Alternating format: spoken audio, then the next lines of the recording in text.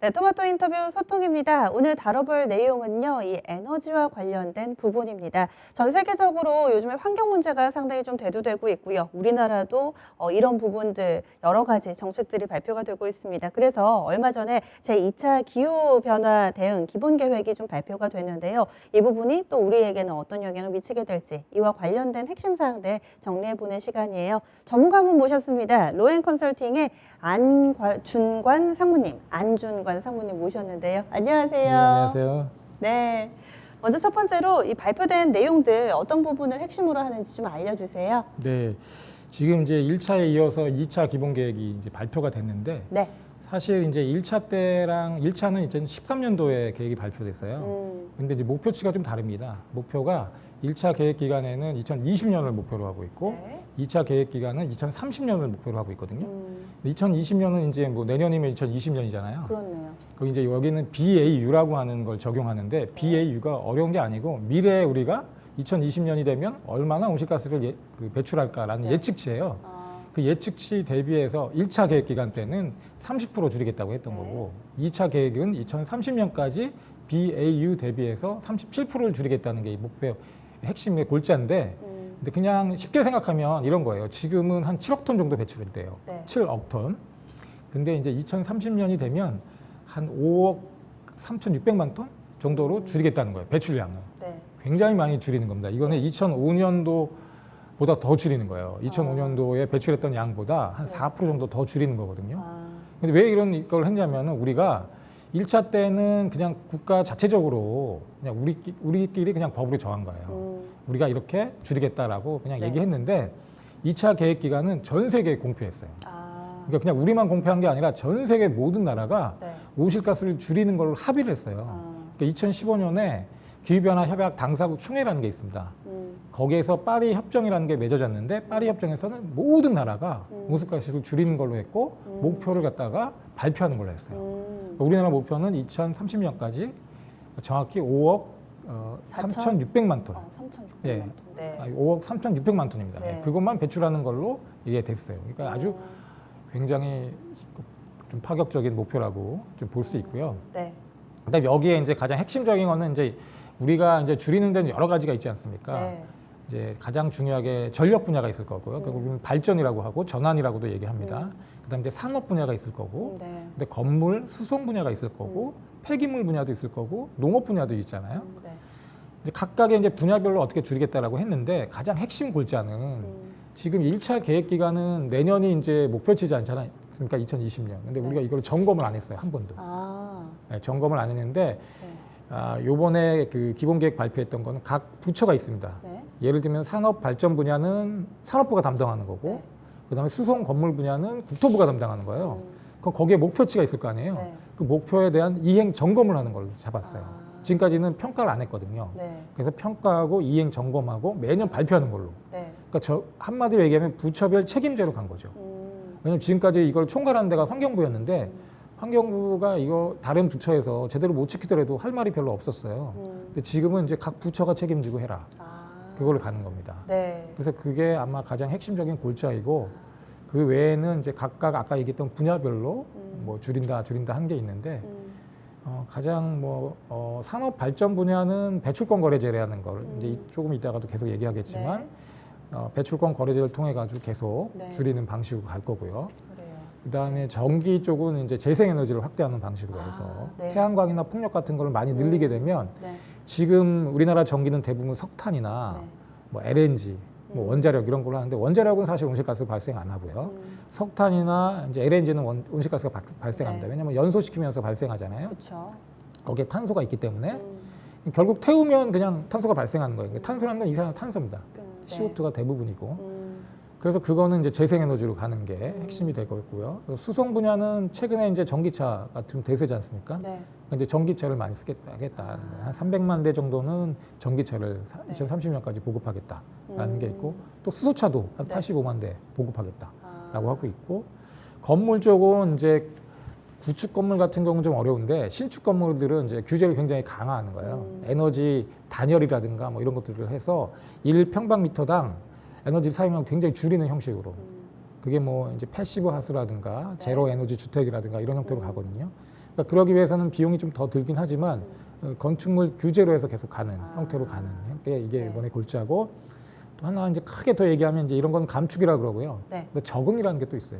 적응. 적응. 네. 그게 뭐냐면 이제 우리가 기후 변화로 인해 가지고 태풍도 더 커지고 홍수도 더 커지고 그러지 않습니까? 네네. 일본에서도 지금 뭐 태풍이 어마어마하게 왔잖아요. 네네. 피해가 더 커진단 말이에요. 그렇죠. 그럼 가만히 있을 거냐? 그럴 수 없지 않습니까? 뭐 방조대를 더 쌓는다든지 그렇죠. 거기에 대한 대응을 더 한다든지 뭐 경고 어떤 그런 긴급한 어떤 그런 체계를 만든다든지 네. 이런 것들에 대한 것들 적응 정책 이렇게 돼 있습니다. 핵심으로는 네. 기후변화 감축과 온실가스 감축과 새로운 적응이라고 에너지원. 하는 형태로 두 가지로 돼 있는 게 네, 이번 그렇군요. 그 계획의 골자가 네. 되겠습니다. 저는 앞서서 1차 계획했을 때 2013년에 계획을 세웠고 네. 2020년까지 30% 그래서 어느 정도 됐나요? 라고 질문을 드리려고 했더니 이미 그거 이미 감축 계산을- 실패했습니다. 실패했어요.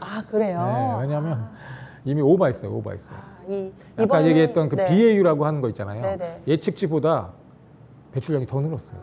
이번에는 그래서 정부가 네. 더욱더 강화를 해서 여러 가지 대책들을 좀 내놓은 것 근데 같은데 그게 네. 어떻게 보면은 이제 1차 계획 기간에보다는 이제 어떻게 보면 이번이 이제 진짜 시작이다. 그래요. 이렇게 봐야 되겠죠. 그러면 지금 말씀해 주신 안들을 쭉 보니까 애초에 탄소가 발생하지 않는 에너지원을 강화하는 것 그리고 네. 두 번째로는 네. 탄소 배출 자체를 좀 줄이려는 노력들 그렇죠. 이렇게 두 가지로 좀 나눠볼 수 있는데 그럼 이 시간에는 온실가스 배출 네. 이와 관련돼서 얘기를 좀 더 나눠볼게요. 네, 네. 우리나라 온실가스 배출이 다른 나라, 다른 국가 대비로 좀 많은 편인가요? 어떤가요?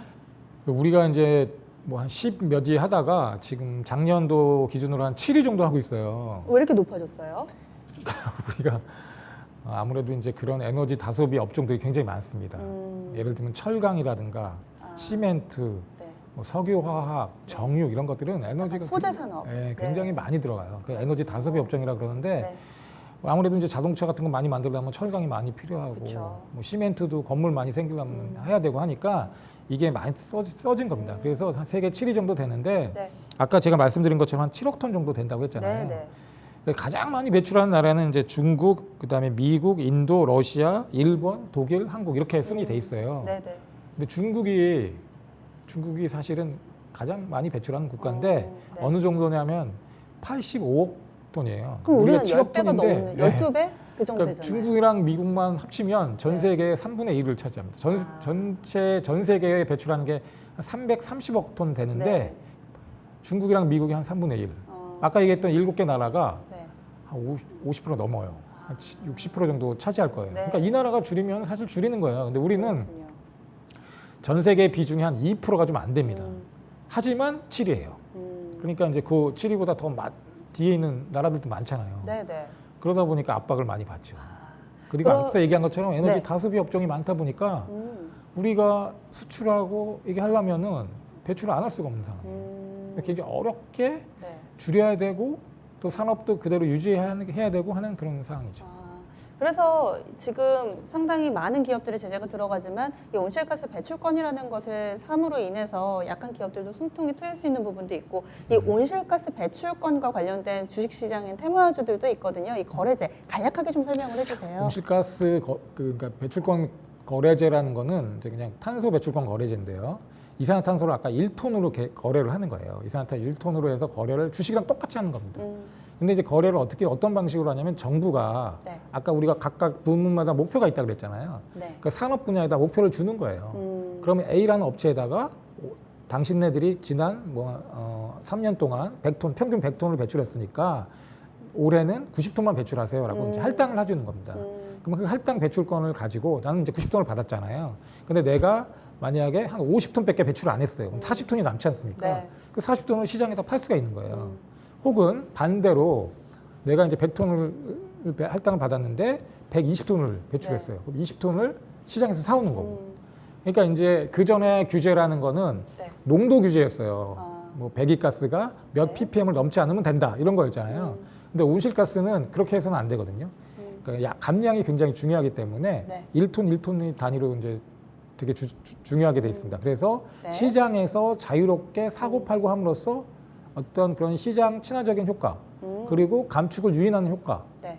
주려고 하는 거죠. 지금 잘 실행되고 있나요? 제 주변에도 뭐 온실가스 배출권 한 개 샀어 이런 얘기를 들어본 적이 그거는 없어가지고. 시장 참여자의 제한이 있습니다. 아까 어. 얘기했듯이 주로 이제 그 기업들 12만 5천 톤 이상 배출하는 그 기업들만 해당하게 돼 있고 그렇군요. 그게 전체적으로 한 600개 업체가 네. 돼 있어요. 그래서 우리 일반인들은 시장 참여가 안 되고 있습니다. 그리고 거기에 플러스 금융권 세계 은행이 들어가 있기 때문에 네. 굉장히 협소하고 제한적인 시장이다. 그렇군요. 그리고 정부 주도하에 이루어지는 시장이다라고 보시면 될 것 같아요. 지금 뭐 거래가 이루어지고는 있는데요. 그러면은 지금 정부 쪽에서 이런 탄소 배출권이라든지 여러 가지 지금 온실가스를 줄이기 위한 대안들을 내놓고 있는데 이런 부분들이 실효성이 좀 있을까요? 실효성은 굉장히 크죠. 왜냐하면 이미 우리가 이 제도라는 게 우리가 최초로 하는 게 아니에요. 유럽이나 미국이나 이런 데서 먼저 다 시행을 했던 겁니다. 네. 미국은 이제 지금도 하고는 있지만 가장 처음에 했던 거는 이제 우리 미세먼지 주범들 있잖아요. 녹스나 네. 삭스라고 하는 대기 오염 물질을 가지고 네. 미국이 했었고 지금 유럽 연합에서는 벌써 2005년부터 지금까지 계속해서 탄소 배출권 거래제를 시행하고 있어요. 그리고 거기에서 목표치보다 훨씬 많은 양을 줄였습니다. 예, 그러니까 굉장히 뭐 지금 있는 제도 중에서는 가장 효과적인 제도다라고 볼 수 있겠죠. 그래요. 알겠습니다. 오늘 자세한 말씀 고맙습니다. 네, 맞습니다. 네, 1차 계획은 우리가 좀 안타깝게 실패를 했지만 이번에 2차 세운 목표치는 또 열심히 노력을 하고 또 이런 부분들이 활성화된다면은 조금 더 그 목표에 다가가지 않을까라는 생각해 봅니다. 오늘 토마토 인터뷰 소통에서는요, 로엔 컨설팅의 안준관 상무와 함께했습니다.